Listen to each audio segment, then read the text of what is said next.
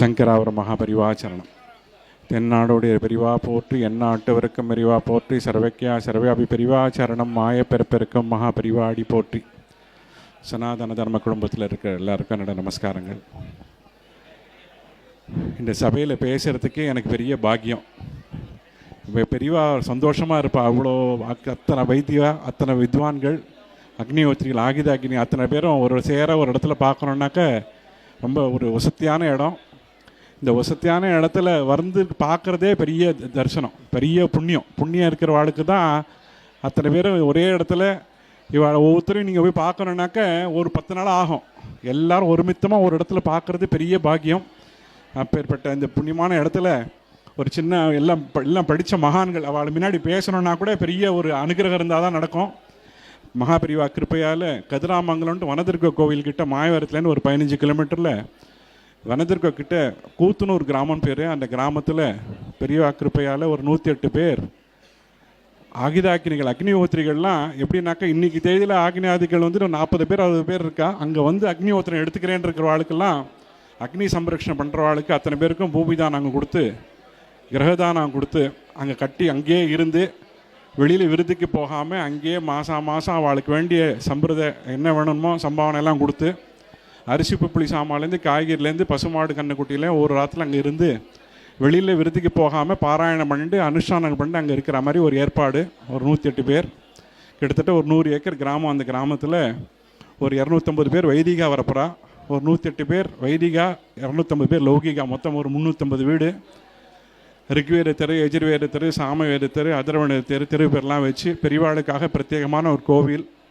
அந்த கோவில் எப்படின்னாக்கா 127 அடியில் ராஜகோபுரம் பெரியவாளுக்கு.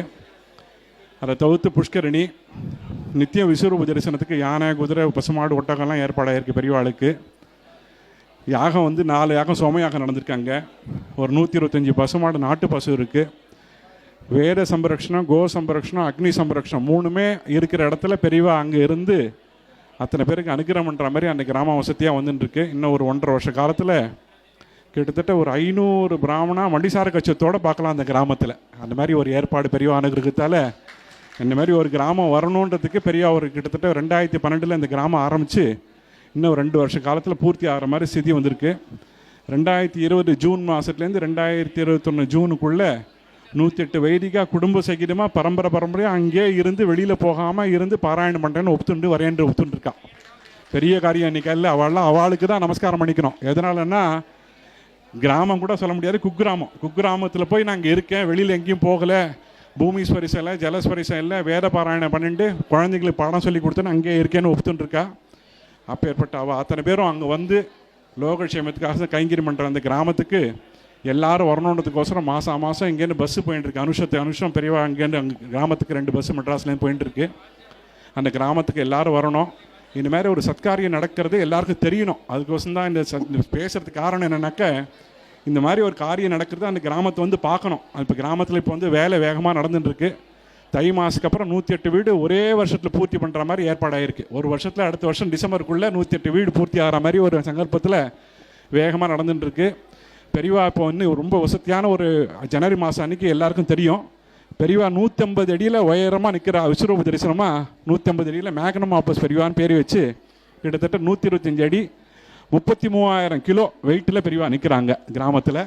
பெரியவாளை வசதியாக கொண்டாடணும். பெரியவான்னு சொல்லாத நாள் பிறவாத நாள் என்ற மாதிரி பெரியவா சொல்கிறது செய்கிறது இல்லாமல் பெரியவா என்ன சொன்னாலும் அந்த காரியத்தை செய்யணும்.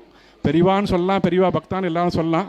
ஆனால் பெரியவா பக்தாளுக்கெல்லாம் என்ன ஒரு பிரார்த்தனைன்னா, அவள் சொன்ன அனுஷ்டானங்களை விடாமல் செஞ்சால் போகிறோம், சகல தேவதைகள் நம்மளை வந்து அனுகிரகம் பண்ணுவா. அப்பேற்பட்ட அந்த கிராமத்துக்கு எல்லோரும் வரணும். இந்த கிராமத்தோட தாத்பரியம் இது எல்லாருக்கும் சொல்லணும்னு பிரார்த்திச்சுன்னு என்னோடய சம்பாஷணை பூர்த்தி பண்ணிக்கிறேன். மகாபரிவாச்சரணம்.